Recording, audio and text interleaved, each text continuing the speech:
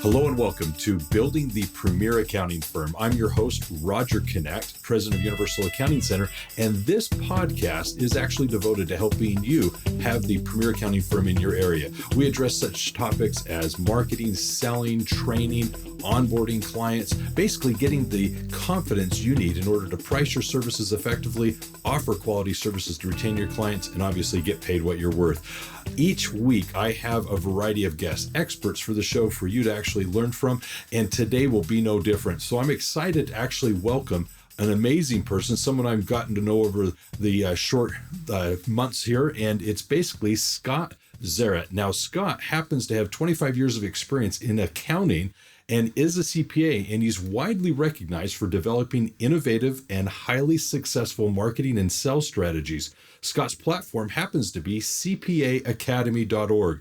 It was actually a process that has now grown and developed into more than 5 million registered accounting professionals getting training that they need in order to retain their CPA status. Now, as an alumni of the University of Maryland's Robert H. Smith School of Business, Scott began his career in audit and tax. He actually was involved with the Cohen-Resnick, and at the same time is now named one of the 2019 top 100 most influential people in accounting. So Scott's got a wonderful background and experience, and I'm happy to have you on the show. Great to have you here. Thank you, Roger. Appreciate the introduction and great to be here.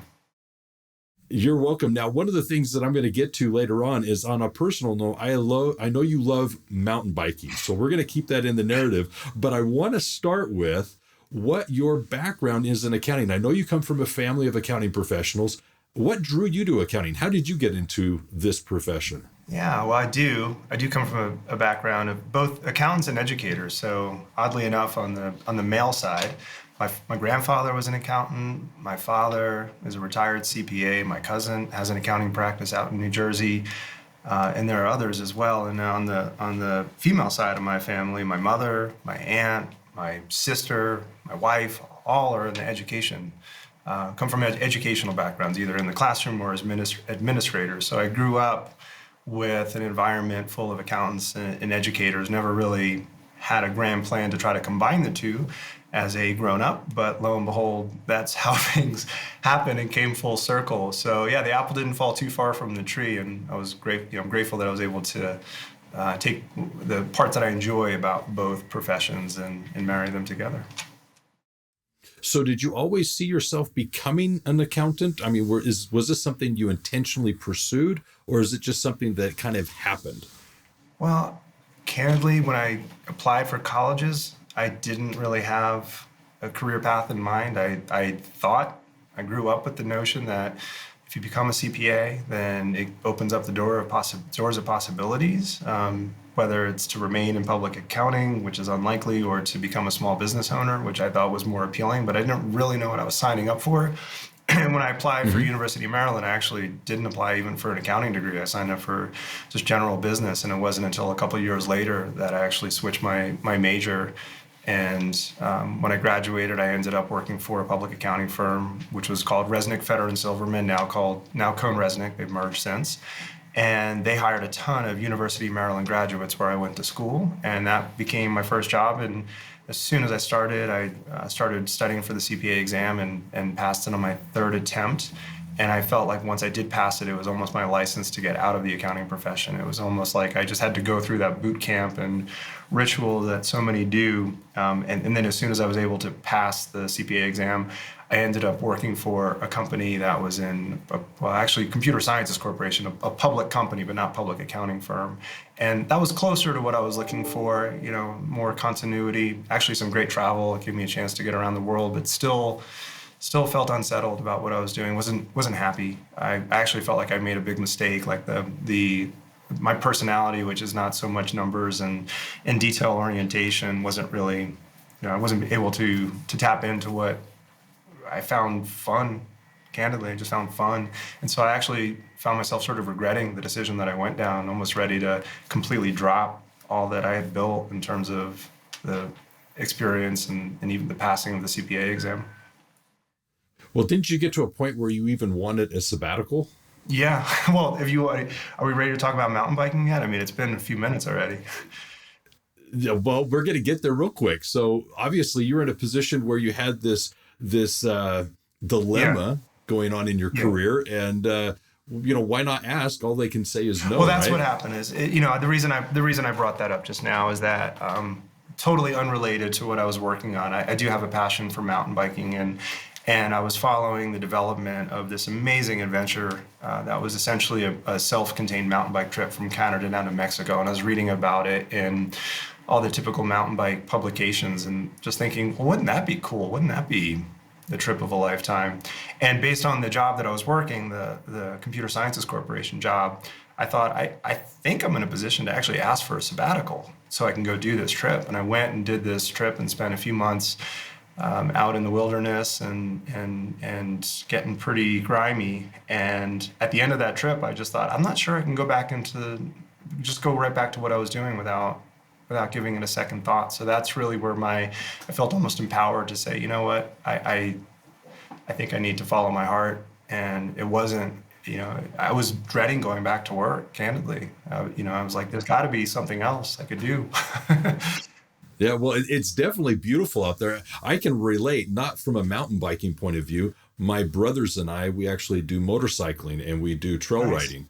And on a similar note, I'm familiar with the trail you're referring to. And there's one that actually goes from east to west in the continental United Yeah. States. And then there's also one that goes, as you described, from Canada down to Yeah. Mexico. And just in the last 2 years, we've been doing segments of that in the state of Utah. We've started at the southern end of the state and we've been working our way north and just doing it in segments. And it's been wonderful because we just go off on a weekend and do a 1 or 2 day trip and ride and see some amazing landscape. It's just been beautiful. And this last year, with a lot of the fires, the view was hindered, but the view was still amazing, even with the smoke that was around. So we've had an amazing time doing a similar thing. But I'm curious, how long of a period was the ride? It was three. It How was many 3 months. months? It was from, yeah, it's 3 months. straight down the Continental Divide, about 2,600 miles, I think, a couple 100,000 feet of climbing, and yeah, it was. We're actually the second group to do it, so there's quite a bit of unknowns about that adventure. Wow. So I'm hoping that you took quite a few pictures of you in the group because it sounds like it was history in the Yeah, I making. mean, I even journaled, and ended up writing what would be considered a short story, but way before technology, no digital snapshots. So yeah, it was old school. This was back in 1999, so we're talking 20 something years ago. Yeah, now we're dating both of us. That's fine.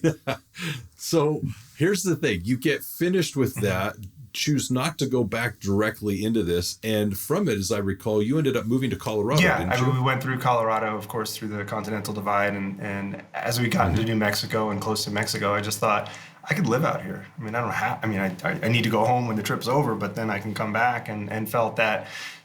I mean, the simple observation: Denver's the biggest city closest to the Continental Divide, where I could really develop my career and also have a good social life. I mean, I'm not looking to look out. I'm not looking to move into the wilderness that I was spending time in, but I wanted to have it all, and I felt that Denver would be a great home for me. And once I got things in alignment, I did move out here in 2001, April, tax day 2001, and really had the opportunity to start with a blank slate. And at that point, I was putting my personal life well ahead of my professional life. I was just looking for a job that I was qualified for without much thought as to a career path. So yeah, at that point, I focused more on my personal life than my business life, with Yeah. no plan. Well, one of the things that caught my attention is when you had moved to Colorado. I know you ended up working with a friend that had a home theater Yes, system yes, business. That intrigued me because one of my clients actually is the owner of a home theater installation business, and I think that industry is yeah. amazing. And I was just kind of curious, were you also blown away as to the cost and technology that's in that space?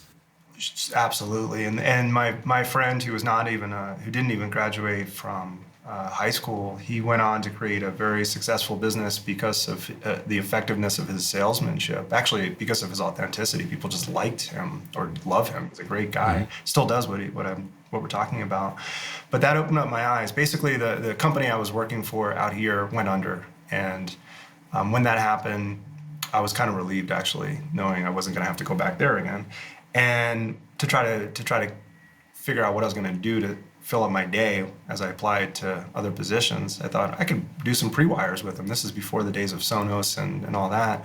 So we were doing pre-wires, and as you can imagine, these were extremely wealthy owners, or not. Maybe it's not obvious, but then to do a whole house system, you had to be wealthy. And so many of the people that we met were high net worth. And at the same time, I had a cousin I mentioned who has this practice in New Jersey who had said, hey, I have an idea for you. There's this thing called cost segregation, which I'd never heard of. It's just a fancy word for depreciation. And said, I think that there's an opportunity here to generate some money. It's a hugely helpful cash flow technique for real estate owners. And I thought, oh, okay, well, I don't see myself become, I don't know how far I'm going to be able to take this whole house system, the audio business, and I was intrigued by what he was offering. And oddly enough, one of the people whose houses we were pre-wiring owned a bank. He owned a family business, and I was entertaining cost segregation, and I'm all dusty and have drywall all over me. I built up the courage to say, hey, I actually wanted to ask you a question. My cousin's pitching, my cousin has a practice and they're doing cost seg. What do you think? And he was interested. He gave me the time of day. And I thought, wow, that was my first conversation with someone who actually has the means to be able to refer me and to do something. And he gave me an opportunity. And I just thought, maybe there's a way that I could use what I'm learning from my friend's sales strategies and my ability to communicate these ideas to others. And maybe there's something there. Maybe I need to make a choice. Is it the audio business, which I could have gone down, or is it the cost segregation business? And in the end, I decided to go down the cost segregation route. And they weren't unrelated at all. I don't know where the history's, I don't know where the gray area is, but it all happened very quickly, where I found myself for the first time comfortable with the idea of selling tax-related services. And that's how it began. So from there, I know that it then leapfrogs eventually to the CPA Academy, and that's just an amazing thing that you're doing now.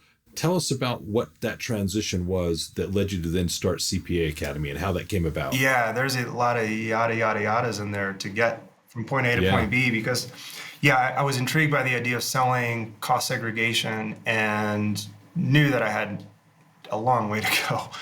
And so while it started with my cousin trying to build this business from scratch, trying to think of how do you market and sell these services effectively to public accountants, having zero background and experience on this, I chipped away at first cold calling, then scheduling meetings to meet people in-house and really brushing up my presentation, and then quickly realized the way to scale this would be through doing larger events. So instead of meeting in a CPA firm office, rent out a hotel, invite a bunch of firms, have them all come there and feel like they have the ability to observe others' questions and not just feel like they're being sold, really to position myself as an educator. And with the help of the firms that I work for, the partners who really did the bulk lifting, that was the technique as we travel around and do these live events.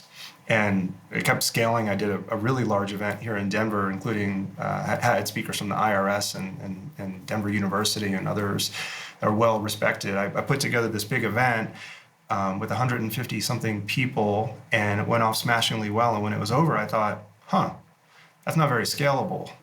And at that same time, webinars were becoming much more popular, and thought maybe I need to shift into online education. And did that with my last employer. Pitched them on the idea that, hey, I think live is great, but in person is great, but I think webinars are the future. And at that point, it wasn't so obvious. Pitched them on the idea, and for 10 years I ran their sales and marketing to help them use webinars specifically to sell cost segregation services. And after doing that and building up a team of salesmen and really learning the conference business, and started doing a lot of creative things like publishing articles, etc. Fast forward, I got married. We were ready to have kids. I found out we were pregnant. And it just hit me like a ton of bricks. I'm like, I remember the moment when I was sitting in the living room and I just thought, why can't we do what we're doing for this one firm that I've been an employee of for a ton of firms, right? Or it's what, the idea of using education to sell cost segregation is not unique. I mean, the idea of using education to sell is universal. So why not bring them in as a client? Why not create a single shared platform where they could be one of many companies?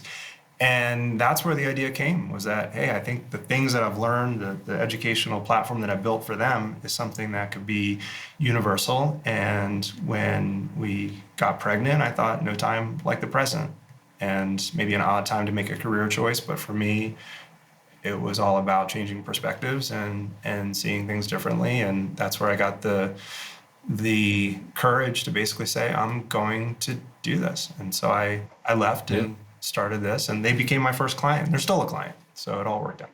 Perfect. One of the things that resonated with me in that story is I actually have a very similar path. Back in 2001, I was doing road seminars, which is to say we were traveling around the United States and Canada doing once a month a seminar in various metropolitan areas. And it got to the point that rather than just once a month, I was traveling every weekend. I was going out more than 40 weekends a year doing seminars around the United States, Canada. And it was in that experience doing these seminars that, you're right, technology got to the point where all of a sudden a lot of these things that we were doing physically, traveling, doing in a hotel or so forth, all of a sudden can be done remotely. And it led to technology like we're experiencing today, where we could actually now reach so many more people, and more importantly, reach the rural people, and do this in a way that met their schedule. All of a sudden, it didn't have to be that they had to travel, be at a certain place at a specific time. A lot of these obviously could be recorded. So convenience really became a compelling part of this whole process. So I can relate personally to what you're describing. It's just simply having traveled as much as I was traveling, at first once a month, and then literally every single weekend for a few years, and loved it. I got to take my family around the country, basically visit nearly every travel destination that exists around the country, and have many, many fond memories. But at the same time, technology kind of let things become a little easier. Yeah. So here you are with CPA Academy, and you've got basically CPE type curriculums, these hour or so type presentations. What do you think's the draw to what it is you offer? Well, I think you uncovered it. That there's the technology is one thing, right? So in order for our whole business is online education, or 99% of what we do is online education. And it seems very obvious that currently that's the way to go in terms of teaching. The pandemic has made that crystal clear that physical events are on hold.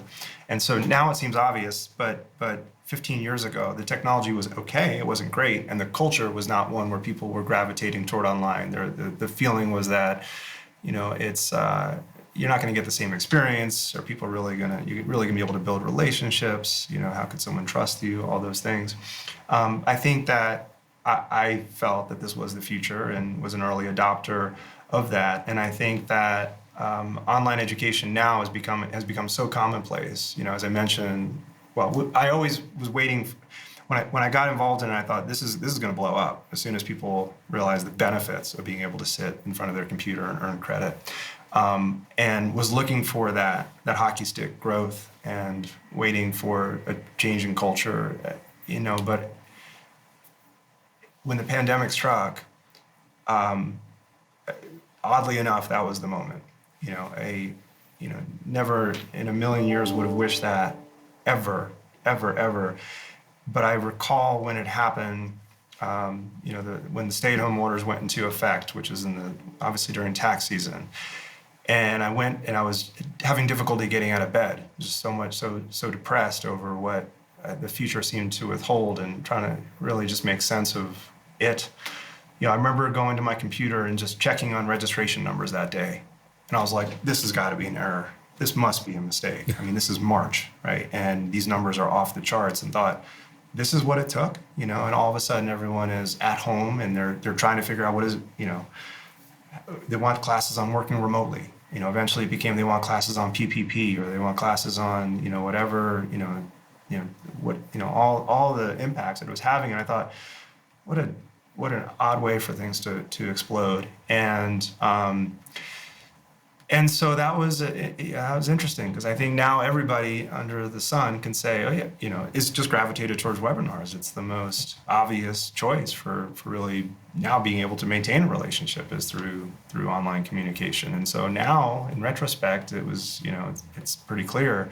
But I think we were trending that way anyway. And I think the other benefit, of course, toward online education is that the cost, you talk about the technology, but with the technology comes reduction in cost. And now you can host a class with 3,000 people and have almost no overhead, beyond you have the Zoom, what you pay for Zoom or GoTo, but it's very, very effective and inexpensive cost. And so, and people really appreciate that you can take classes for next to nothing. And my mission has become to drive the cost of continuing education down to nothing, because what can be free will be free eventually. I believe that.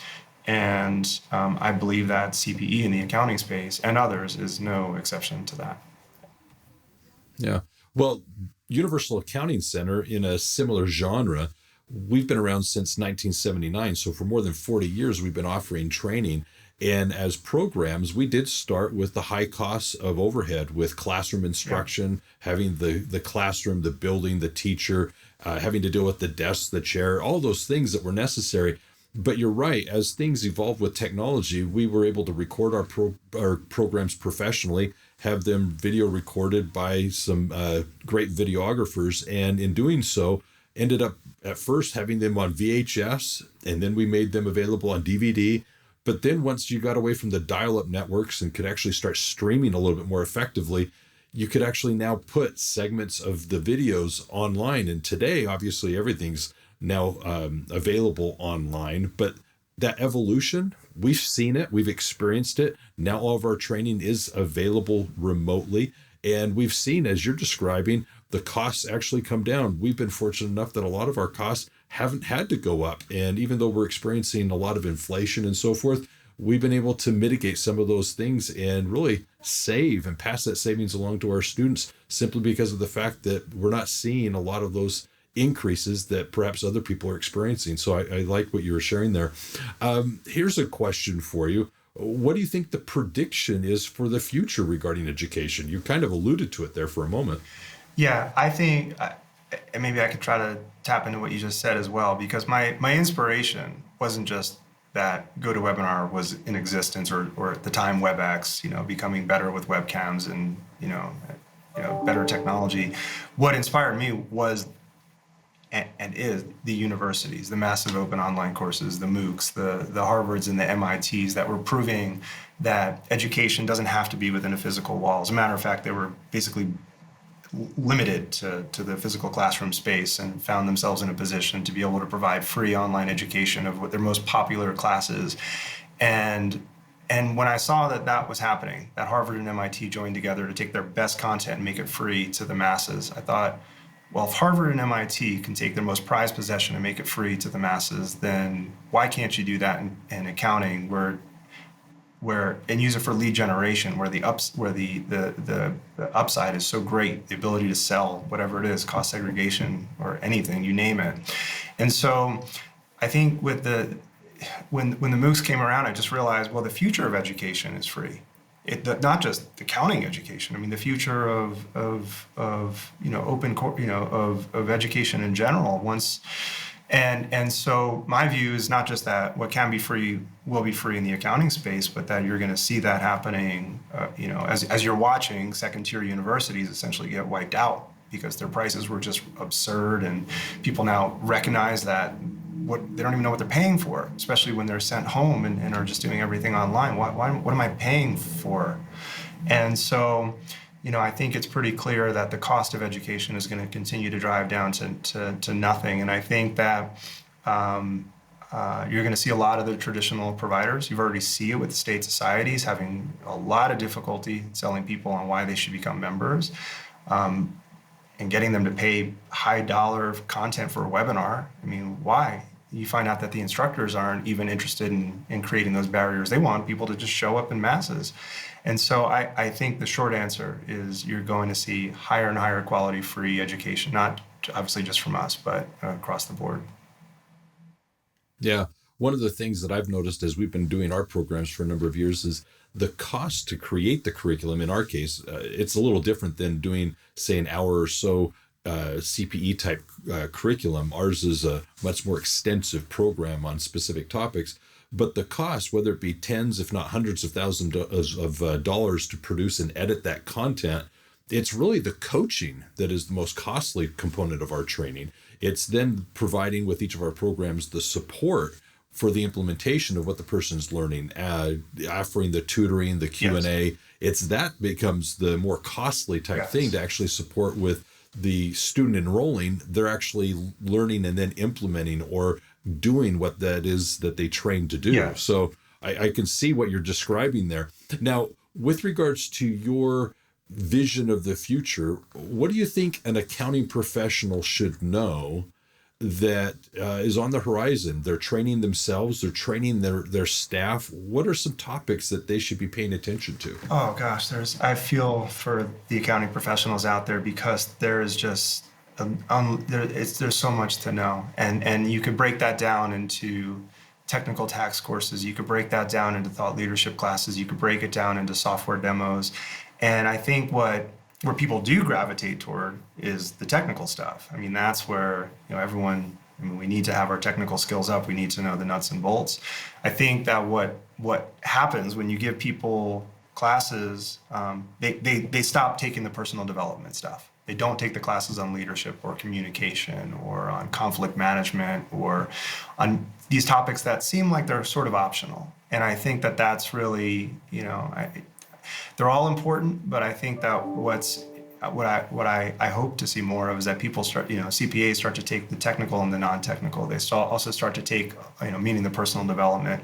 And they also, obviously technology, when I use the word technology, it's not just Zoom that, matters. It's all the technology in the accounting space. And so we work with a ton of software companies that have so much to offer that allows the CPA to be efficient, from whether it's sales tax or it's bookkeeping or you name the subject, someone's figuring out how to help automate it.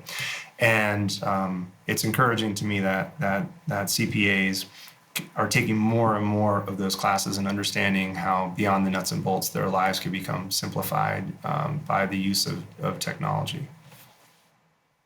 Well, with that in mind, I'm going to share some of the things I've noticed as we've been working with accounting firms. There's basically a cluster of things that they get drawn to. One is definitely sales and marketing. It's amazing to me how many feel very confident in their abilities to offer quality accounting services, but struggle with the confidence to know how to market or sell those. And so that becomes kind of a wheelhouse of how to actually grow the business and what to do there to actually bring on new clients. The second area happens to be a place of internal operations. It's the soft skills, it's working with staff, it's interacting with the client and so forth, but it's the internal operations of the business. It's the software that they're using internally to manage the project workflow that they have. It's the services that they're providing, how to do those more efficiently and so forth. But then on the production end, you're right. It's how do they actually interact with their customers effectively? It's delivering quality accounting services. It's giving the information to their clients in timely ways, in a way that they can use it to make more informed business decisions. So as I'm seeing different trainings, it's actually clustering into these things. We refer to it as mapping the business. It's the marketing and sales, the internal operations related to the accounting services offered, and then the production to do the work efficiently and profitably. But as you were describing those different topics, you're right. The accounting professional has this continual need to actually stay relevant internally for their own business, but externally for their clients. So that was well described. The other thing, just kind of to go backwards, you're talking about free resources. I was reflecting on all the number of things that we now offer for free because of what you're describing. We offer a job placement course that is very well regarded as to helping individuals find employment. It's free. We've got a turnkey business course that we've been offering for some time now to help people, whether they're evaluating going out on their own and starting their business, or if they want to just look at what they can do to better run their companies. It's a turnkey business course that we offer. There's a money management course that I know that we have now that is for free. It's for people to obviously better understand personal finance. You're right. As you were sharing those free things, I was just reflecting on, wow, we've got a few that we're already doing that are for free, and there's a few others as I'm sharing that. So let me take and kind of go in a different direction now. I'd like to ask you some personal questions. You're running a business. Have you ever worked with a mentor or coach? And if so, what did you take from that coaching, that support that you received that's helped you run your business? Yeah, largely, I did not have any sort of, I did not have a person who was a coach or a mentor in the beginning.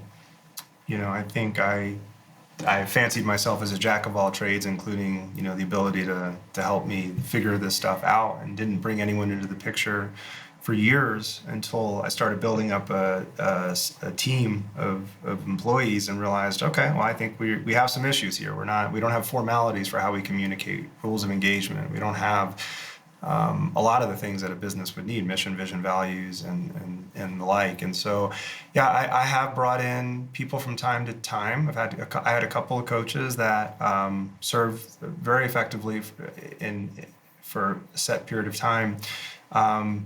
Oddly enough, the people that I would consider my closest mentors right now is the godfather of education, which is Sid Kess. He is, I don't know if you know Sid, he's just celebrated his 96th birthday last week. He is personally responsible for really beginning the user conferences in the first place, the very first one, which was CCH, and has helped rise to fame so many of the most popular speakers in the profession, and is now one of my closest friends, someone I speak to regularly, who's got the wisdom of the world and the keys to the universe in terms of his friendships and relationships. And so he not only serves as a mentor, but as a door opener for me as well. And to have a relationship with a 96-year-old man not only provides the things I mentioned, but the inspiration to go, to be inspired by someone who could wake up, at his age and feel like he still has this purpose to drive forward education and wants to see the quality increase and the costs go down. We share that vision, which is what ties us together. So I think that he's the most influential person in my life and in the profession. And then my wife is also, since we've gotten married, become a business coach as well, and actually does help coach our own business. And so the two of them, Sid is like family to me. And so, but yeah, we still continue to explore what other outside people can we bring into our profession to help us uncover our blind spots. And we have many. So that's a continuous process. Good. Now, you've started by mentioning that your family happens to have all of these accounting professionals in it. What do they think of what you've done with CPA Academy? My dad's pretty excited about wearing CPA Academy hats and jackets and shirts and all that stuff. So I'd say I get the thumbs up from him. I never expected for the business to grow like it has. It's been amazing. And so my dad is, my number one supporter. My parents are, but my dad being a CPA really, especially in the beginning, was a huge source of inspiration as well. So yeah, they're my two biggest fans, and I think it's surreal, candidly, that 10 years ago I wasn't married. I wasn't even close. I'm sorry, 10 years ago I got married. About 11 years ago I was still single, and without direction in terms of my profession, and really just kind of lost. And so in a very short period of time, something has happened that's quite honestly very unexpected and quite beautiful. And so I think it's they're part of the journey and enjoy every moment of it. Love it. Now, with you having a family now, what are you hoping that your family, your children, take from what it is you're doing as you're running this business? Well, I started the business, as I mentioned, when I found out we were pregnant with my son. Mm-hmm. And my firstborn. We have two boys now, 7 and 9. And, what I wanted to avoid, maybe the negative responses, is that using them as an excuse for why I didn't start something when I had this idea, that I wouldn't be able to be okay with that. And instead, I took the other road, which is I found inspiration in seeing things anew. And a couple of years ago, I finally had the moment where I sat. My son, my elder, was old enough where I got to share that story with him and tell him, like, look, when you were born, I had this decision to make, and this is the path that I went, and this is why we live the lifestyle that we do, and why we have the freedom, and why I have so many employees and the rest of it. And he understood. Like, I really felt like he was like thankful, grateful, and it was such a moment for me to realize that I feel like I've accomplished what I set out to do, which is to create financial independence and to be able to create change, be an agent of change, and do something that I believe is truly good for the profession and so many, 400,000 individuals who at least agree with the idea that free CPE is a good thing. And so, I think all I could ever hope for as a father is to be a good, set a good example by actions, not just by words. Being a father as well, running a business, I just hope that just through observation that the children learn some things that help them either get more passionate about what interests them or get the confidence to go do what they want to go do, simply because they're able to see that it is possible, that even with hard issues and so forth, they can work through them. So that makes sense to me. Here's a question. What does freedom mean to you? Oh my gosh, I don't know. That's a tough one, because I do feel like there's a Bob Dylan lyric that says, a song called "You've Got to Serve Somebody," and no matter what your position is, you've got to serve somebody. Even if you're the president of the United States, I mean, you serve now more than you serve more people than everybody. And I really feel I don't look for freedom in the sense that I just want to be left alone, or I have the ability to have, make free will decisions. I don't seek freedom in that sense. I look at it as just being, freedom to me is having the ability to do what I like to do, to be able to choose my path with my passions, but so I guess it's not only financial, but it's also the freedom to make the choices that I wish to make, and I hope that answers your question. No, it does. Thank you for that, because freedom does mean a lot to many people. And I agree, there's choice involved. And when freedom affords us the ability to choose, that makes a big difference. So how about this? What's something you're thankful for? Oh my gosh. Every day I wake up in this crazy world, just thankful that I have purpose and meaning and the ability to execute on the visions that I have, because they're just, it's difficult to read the news and know how many talented, amazing people out there are not given the opportunity despite their skills. And so the amount of gratitude that I have is endless. Gratitude for my family, of course, and my community, which happens to be my employees, and the community of members that we have, which is again 400,000, and then the speakers that we have, over 1,200 of them that are grateful to what we do. And so there's a lot of love to be shared among these different groups, and I think I just wake up every morning just thankful that I'm not only healthy, but then have the ability to live out my passion and to not see a limit. That's nothing to take for granted. Yes. Lots to be grateful for.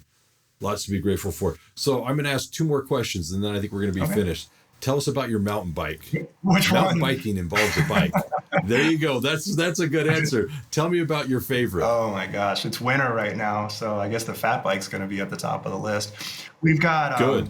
I've been a cyclist my whole life, and I've got I could flip the camera around, you'd see a tandem sitting in my office, you'd see a Peloton sitting over here in my garage, you'd see unicycles and electric bikes and fat bikes, mountain bikes, road bikes. They all Wow. They're all toys for different occasions. But the mountain bike, to me, is Santa Cruz, is my favorite. That's where I feel freedom. Maybe there's the answer, Roger. On that trail, flowing, and as an analogy for life, climbing, difficult climbs and fun descents and fast and flowy and in touch with nature. I mean, that's what a mountain bike provides me, which is truly encapsulating of everything that I love. So have you ever done a Red Bull competition? Like the downhill crazy ones? No, Yes. no, I am not a downhiller. One of the bikes I have is not a downhill bike. My thing Okay. has always been long distance mountain bike racing, and so the Leadville 100 Okay. series and races of that, 24-hour races. I'm not a sprinter. Well, this is maybe another analogy for life. I'm in it for the long haul, for the endurance. Long haul. Yep. Aren't those about a century or 200 miles long? The Leadville 100. Yeah, oh, yeah. Hmm. Leadville 100 is a little bit longer than 100 miles. Yeah. Yeah.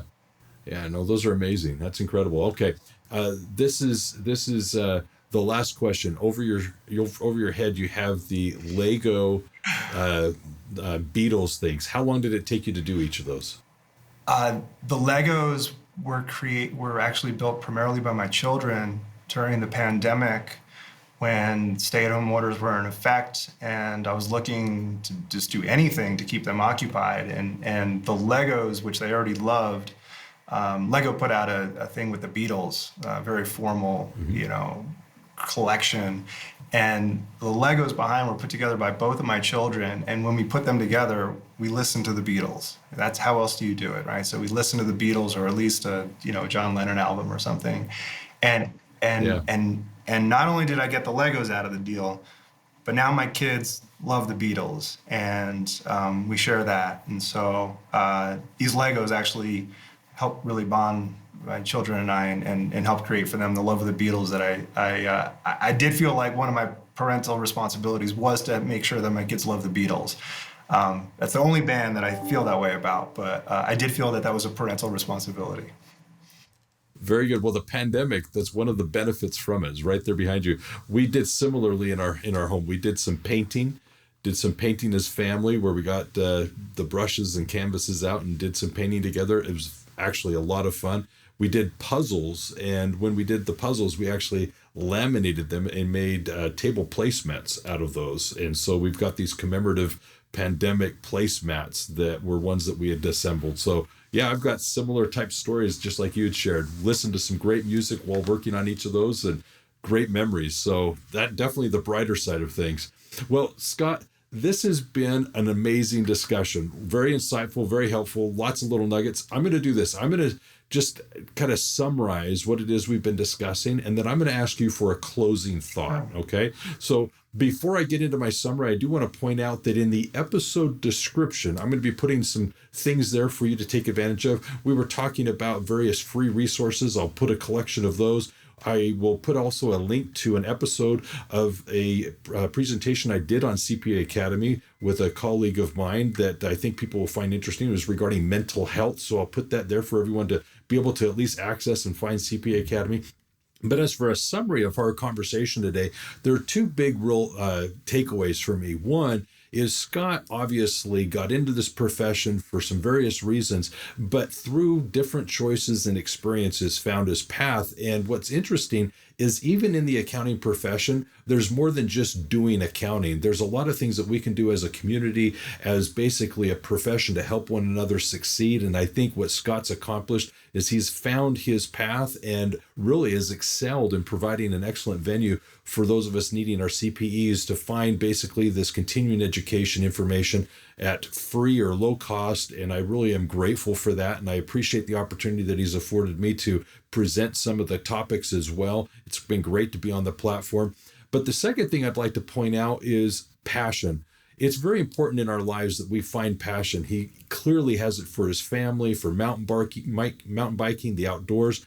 And what it does is it gives us reason to live. If we have purpose, we're able to actually find reasons to get out of bed, make a difference, and really enjoy life. There's so much to appreciate and experience. And if we can do it with that good, enjoyable attitude, I think it just makes life so much more pleasurable. And obviously Scott has found that. He's doing a great job professionally. He's enjoying life in the process, has a wonderful family that he's loving, and at the same time living a great legacy and lesson for them to see. So really enjoyed our conversation today, and hope everyone here has heard what they feel they need in order to kind of tap back into that thing that drives us to each be our better selves. So Scott, is there any final words you'd like to share? Gosh, that was very well put. And you're a great listener, and I appreciate how you summarize things the way you did.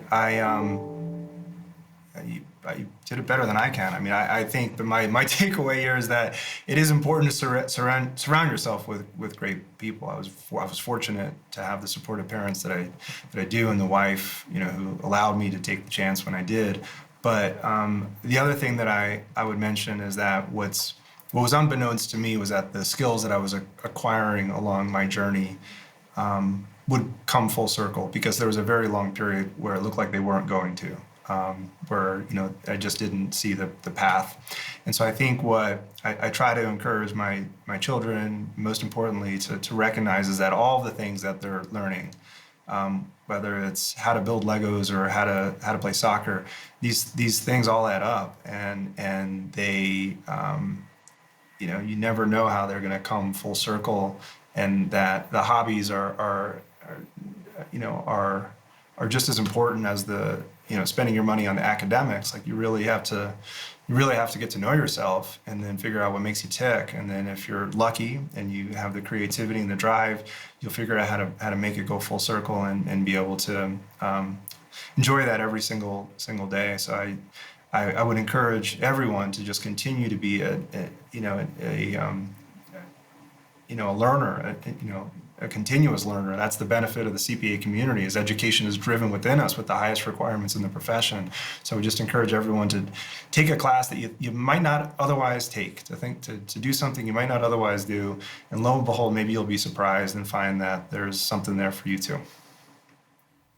I love it. I think we all need to kind of learn different things, new things. It expands who we are as human beings. So thank you for that. So here's what I'm going to do. I'm going to obviously invite you, the listener, to look at the other episodes that we have and see what the other experts have shared. So go to the episode description and find there the link to learn more about the podcast, to subscribe. Definitely encourage you to subscribe and set the alarm so that you can get notified when we release our weekly episodes, and listen to the other ones that we have had. We've had some excellent guests, Scott being among them, and we'd love to have you check out the other episodes. For more information on how you can apply these principles to your business and learn more how you can actually work on your business to have the premier accounting firm in your area, visit us at universalaccountingschool.com or give us a phone call at 801-265-3777. And always remember this: if it's about accounting, it is universal. Take care and have a great day. Be safe out there.